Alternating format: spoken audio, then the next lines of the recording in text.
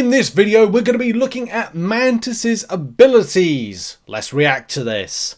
So following on from the video that I made on Scarlet Witch, and by the way, shout out again to Miller Ross, who's been completely on the point with new information about some of these heroes. It's been fascinating and also really interesting to prepare and get an idea of like what these heroes will do when they're put into game. So I don't have an image to put down there. Maybe I'll put it in post because I've got to take the image of Mantis right there so you can visually see her right there in action, doing some things. I think that may have been taken from the trailer, maybe, possibly.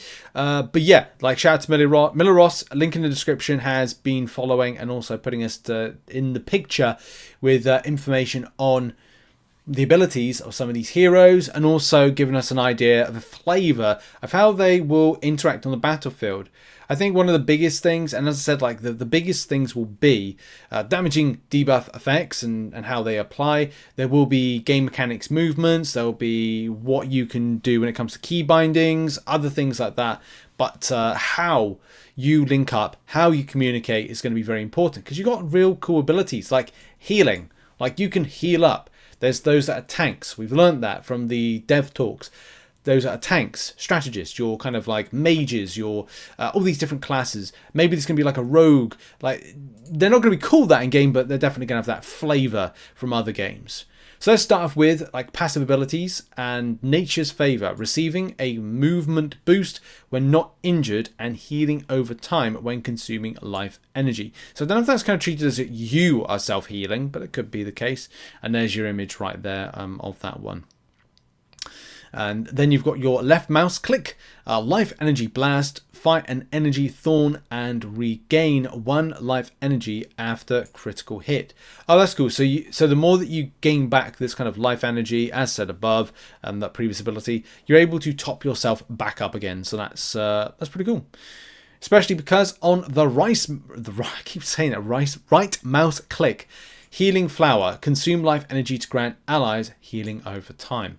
So you need to do damage to then be able to give back health to others. Okay, cool. That's how you're fundamentally going to be a team player with all of this. So yeah, makes perfect sense, and I love it because it's a team-based game. So you need to work as a team. Allied inspiration, consume life energy to grant allies a damage boost. Ooh, that is interesting. Imagine with high DPS based characters, would you like to do a... Well, it depends if you have to be specific. Some games will say you can only have one of each type of role or class. I wonder if you can have multiple classes of a similar nature. So if Mantis is the same as Scarlet Witch, then of course it's a problem. But if you're being able to damage boost Scarlet Witch, who Scarlet Witch is able to, and also Magneto, and vice versa, those three could synergize quite well to increase further damage potential. Maybe that's not the case of how it works.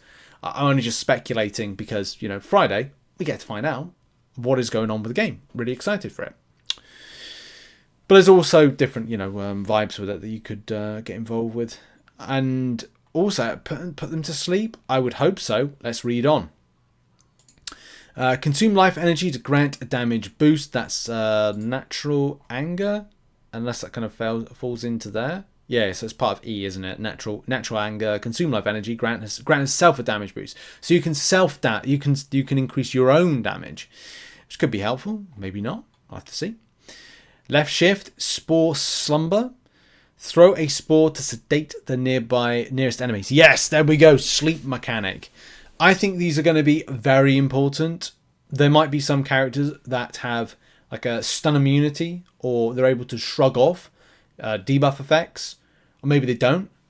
Maybe they can be non-sleep or kind of like non-mental. Like, so if you're going against Magneto, in theory, would she be not able to do that to Magneto because the helmet?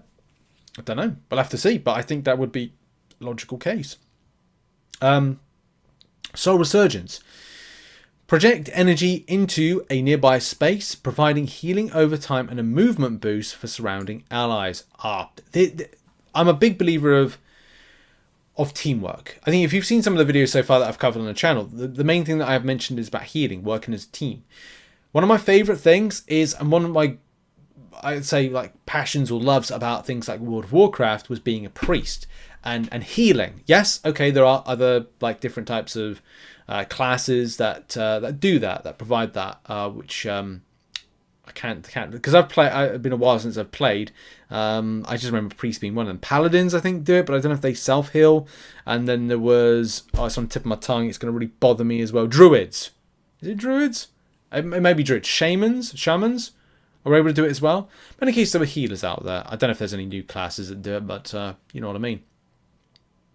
So going a bit further on this, Miller says strategically use life energy to unleash healing flower to heal allies, or unleash allied inspiration / natural anger to boost allies' self-inflicted damage. Use spore slumber to sedate enemies, disrupting their ability cast, and assist teams focused fire to eliminate them. Makes perfect sense. Go and capitalize on the character that sleeps. So there we go.